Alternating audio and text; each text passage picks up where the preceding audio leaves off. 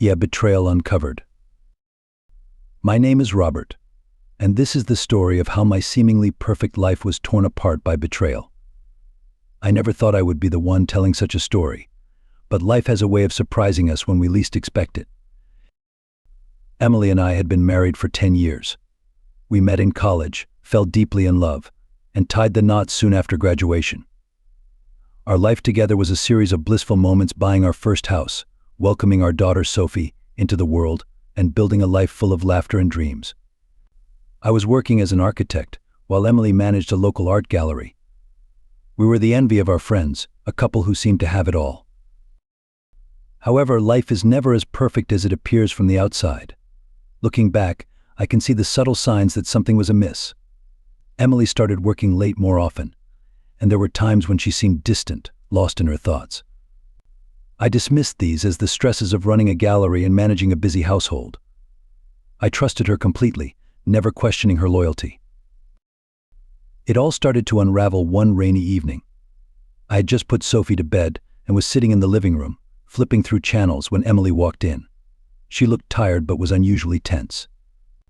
I asked if everything was okay, and she gave me a quick smile, saying she was just tired from work. I didn't push further, wanting to give her space. A few weeks later, I received an anonymous message on social media.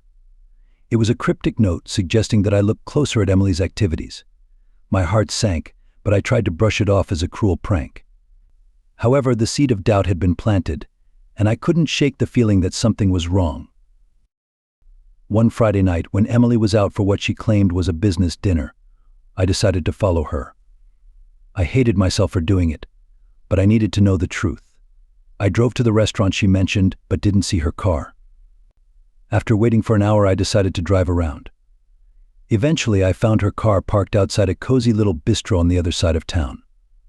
My heart pounded as I walked inside. There she was, sitting at a table with a man I didn't recognize. They were laughing, holding hands across the table. My world came crashing down. I stood there, frozen, watching my wife share an intimate moment with another man. They didn't see me, too engrossed in their conversation and each other. I stumbled out of the bistro, feeling like I'd been punched in the gut. I drove around aimlessly, trying to process what I had seen. When I finally returned home, Emily was already there, acting as if nothing had happened. I couldn't confront her, not yet. I needed to understand more. Over the next few weeks, I became a detective in my own life. I went through her phone, her emails, and even followed her on a few more occasions. It was a painful and humiliating process, but it confirmed my worst fears. Emily was having an affair with a man named James, someone she had met through the gallery. The confrontation was inevitable. One evening after Sophie had gone to bed, I sat Emily down and told her what I knew. She didn't deny it. Instead, she broke down in tears, apologizing and saying she never meant to hurt me. She claimed it was a mistake, a moment of weakness that spiraled out of control. But her words felt hollow, and the trust we once shared was shattered. The following months were a blur of pain and confusion. We tried counseling, but the damage was too deep. I couldn't look at her without seeing the betrayal.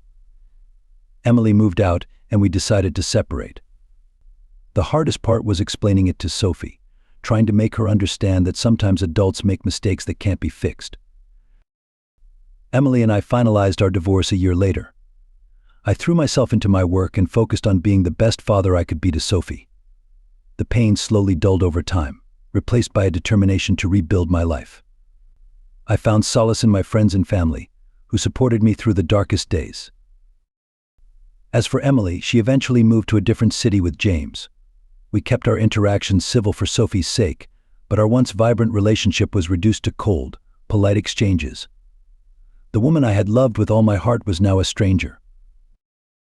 Looking back, I realized that life is unpredictable and often cruel. But it also taught me resilience and the importance of self-worth. Betrayal can break you, but it can also be the catalyst for growth and self-discovery. I found strength I never knew I had and rebuilt my life piece by piece. Now, years later, I can tell this story without the overwhelming pain I once felt. It serves as a reminder that even in the darkest times, there is hope for a new beginning. My love for Sophie and my determination to create a better life for us kept me going. And while the scars remain, they are a testament to my journey and the strength it took to overcome. The unraveling of a perfect marriage. My name is Michael, and I am here to recount the story of how my seemingly perfect marriage came crashing down due to infidelity. It's a tale I never thought I would be telling, but sometimes life takes unexpected turns that force us to confront harsh realities. Anna and I had been married for 12 years. We met during our senior year of college, and from the moment I saw her, I was captivated. She was everything I had ever dreamed of: intelligent, kind, and stunningly beautiful. We married soon after graduation and settled into a charming house in the suburbs. I worked as a software engineer, while Anna pursued her passion as a writer, working from home. Our life together was filled with love, laughter, and the joy of raising our 2 children, Jack and Emily. Our friends often remarked on how perfect we seemed as a couple. We attended social events, hosted dinner parties, and went on family vacations that created memories we cherished deeply. I was proud of the life we had built together and believed that nothing could ever come between us. However, as the years went by, I began to notice subtle changes in Anna's behavior. She started spending more time at her writing workshops and attending literary events that kept her out late. While I was supportive of her career, I couldn't help but feel a growing distance between us. She was often preoccupied and seemed to be lost in her thoughts, even when she was at home. One evening, as I was cleaning up after dinner, Anna received a text message that made her smile. It was a genuine smile, one I hadn't seen in a while. When I asked who it was, she casually mentioned it was just a friend from her writing group. I didn't think much of it at the time, but that smile lingered in my mind. Weeks turned into months, and Anna's late nights became more frequent. She claimed it was for her writing, but I couldn't shake the feeling that something was off. Our conversations became strained, and the intimacy we once shared seemed to fade away. I wanted to believe that it was just a rough patch, that we could work through it, but the nagging doubts persisted. One Friday night, while Anna was out at another literary event, I decided to check her laptop. I hated myself for doing it, but the suspicion was eating me alive. As I went through her emails and messages, my worst fears were confirmed. There were countless exchanges with a man named David, a fellow writer she had met at one of her workshops. Their messages were filled with flirtation, shared secrets, and plans to meet in secret. I felt a wave of nausea wash over me as I read their correspondence. The woman I had devoted my life to, the mother of my children, was having an affair. I didn't know what to do or how to confront her. The betrayal cut deep, and I was left grappling with a whirlwind of emotions.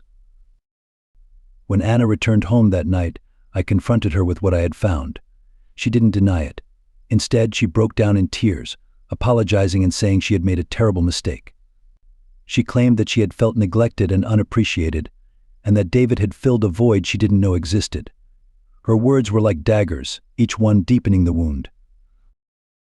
We tried to salvage our marriage through counseling, but the trust was irreparably broken. Every time I looked at her, I saw the betrayal. The love we once shared was overshadowed by the pain and resentment.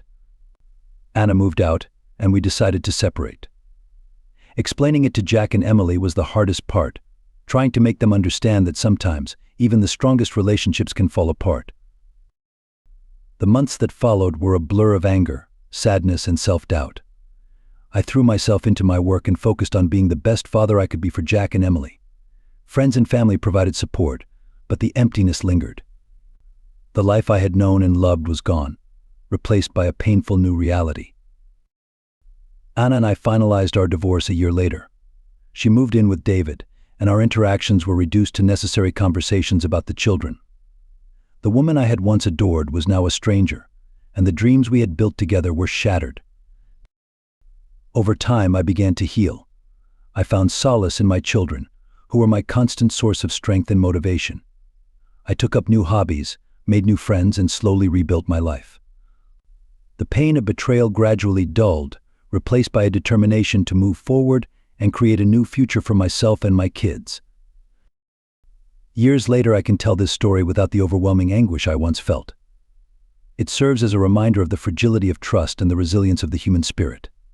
My love for Jack and Emily and my resolve to provide them with a stable, loving home kept me going. The scars from that period remain, but they are a testament to my journey and the strength it took to overcome. In the end, I learned that life doesn't always go as planned, but it's how we respond to adversity that defines us.